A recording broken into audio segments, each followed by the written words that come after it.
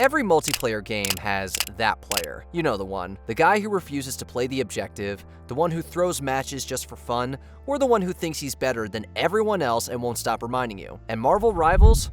Oh, it's full of them. From the players who think they're gods to the ones who are just flat out annoying. Today, we're looking at the worst types of players in Marvel Rivals, starting with one of the most hated of them all. Spider-Man isn't too frustrating to deal with in lower elo, mostly because he's one of the hardest heroes to play, but the second you go up against a good Spider-Man player, yeah, good luck. If you're low on health, he's already spotted you, and before you can react, he's in, he's got you, and he's out. Once he tags you with a spider tracer, it's game over. He zips straight to you, lands an uppercut, and sends you flying back to spawn. And just when your teammates think they can avenge you, he's already swung out of danger. His mobility alone makes him one of the most frustrating characters to fight. Trying to keep up with him, basically impossible. And the worst part, his ultimate. He fires webs in every direction, covering the battlefield and dealing insane amounts of damage. And if you think you can escape, think again, because the next player is inescapable. Iron Fist is one of the most frustrating heroes to fight in Marvel Rivals. His right-click attack can tear through health bars in seconds, and once he locks onto an enemy, escaping becomes nearly impossible. His passive ability lets him automatically latch onto opponents within range, making him a serious threat to any hero trying to retreat. Even Iron Man can't rely on flying away. Iron Fist's triple jumps, wall running, and lunging kick allow him to close the distance instantly. The moment he gets in range, he unleashes a rapid series of strikes that are hard to counter. One of the most frustrating parts of his kit is his right-click block ability,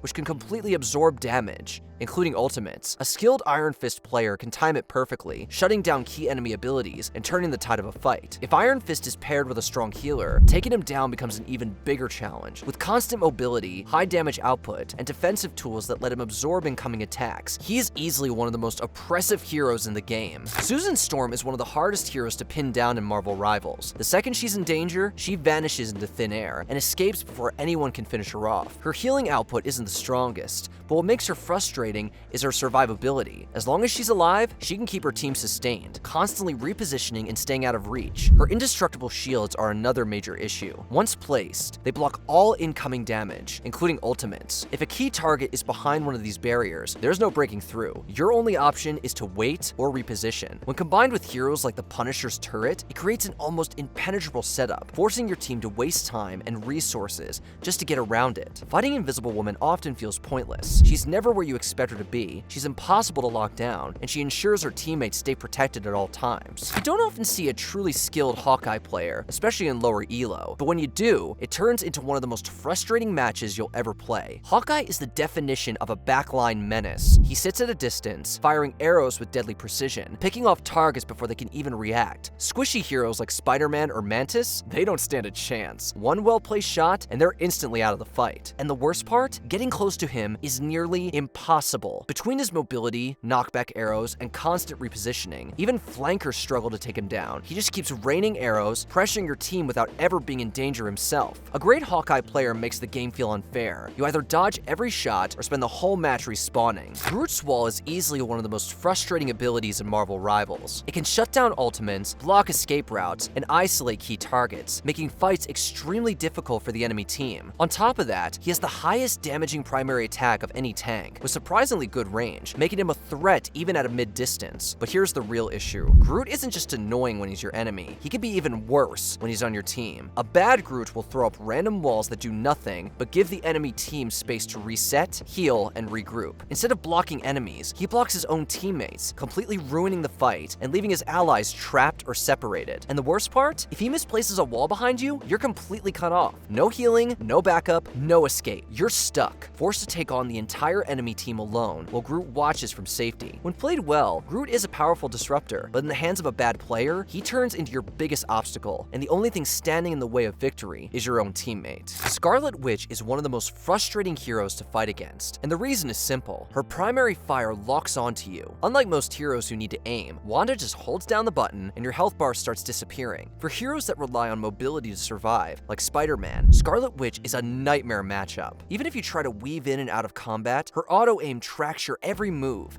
making it almost impossible to dodge her attacks. And if you somehow manage to get close to her, it doesn't matter, because she has a free escape button. Her vanish ability lets her disappear instantly, escaping danger before you can finish her off. Her ultimate, Chaos Surge, isn't the strongest on its own, but when combined with other ults, it becomes devastating. If she pairs it with Luna Snow's AoE freeze, Doctor Strange's reality shift, or Groot's wall, your team is completely locked down, forced to take massive amounts of damage with no way to escape. Scarlet Witch isn't the flashiest hero, but her lock-on attacks and instant escapes make her one of the most consistently frustrating characters to deal with in Marvel Rivals. Once she gets on you, there's no running away. Doctor Strange is one of the most powerful tanks in Marvel Rivals, and that alone makes him one of the most frustrating heroes to play against. His Arcane Shield is one of the strongest defensive abilities in the game. It can absorb massive amounts of damage, including ultimates, and even if you manage to break through it, he can bring it back in just 3 seconds, making it feel impossible to take him down. Because of his shield cooldown, Strange is incredibly difficult to kill. The moment you get him low on health, he'll pop his shield, buying just enough time for his support to heal him up. Unless you can burst him down instantly, you'll never actually finish him off. But the real problem, his portal ability. Doctor Strange's portals are game-changing. He can teleport his entire team across the battlefield, setting up instant flanks and surprise attacks. Before you even realize what's happening, he's already behind your team, and by then,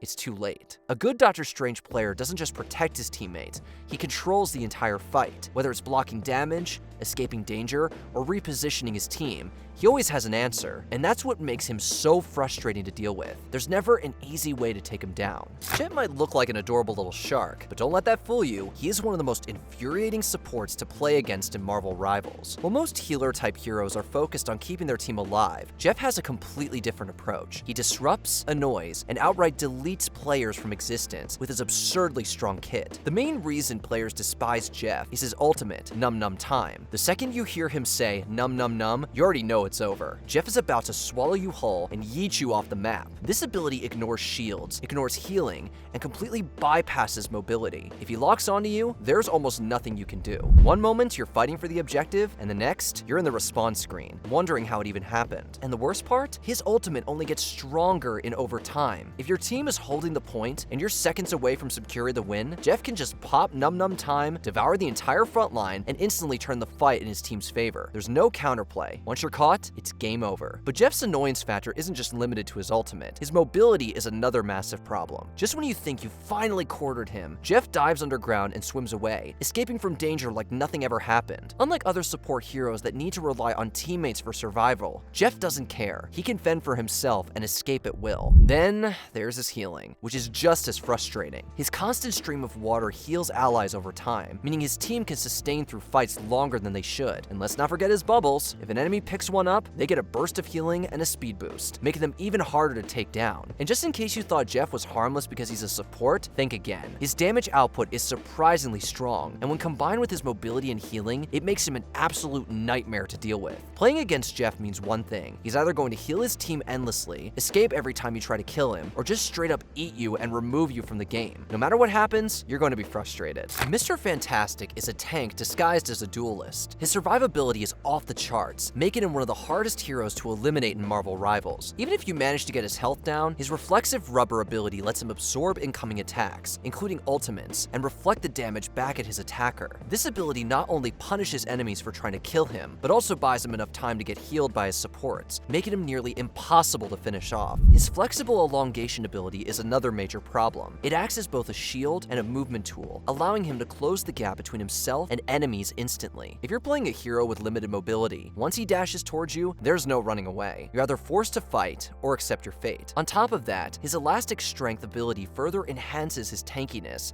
and offense, boosting his attack power while providing additional shielding. This makes him even harder to take down, as he can keep up sustained pressure while mitigating incoming damage. At this point, he's not just a bruiser, he's a full-fledged frontline tank. The real issue with Mr. Fantastic is that he essentially plays two roles at once. His kit allows him to soak up damage like a tank, while still dealing high burst damage like a duelist. This dual-class nature makes him feel unfair to play against, as he excels at both surviving and eliminating threats. If you're up against a good Mr. Fantastic, be prepared for a frustrating experience. Unless your team has strong burst damage and coordination, he'll continuously outlast fights, shrug off your attacks, and remain a persistent, unkillable threat on the battlefield.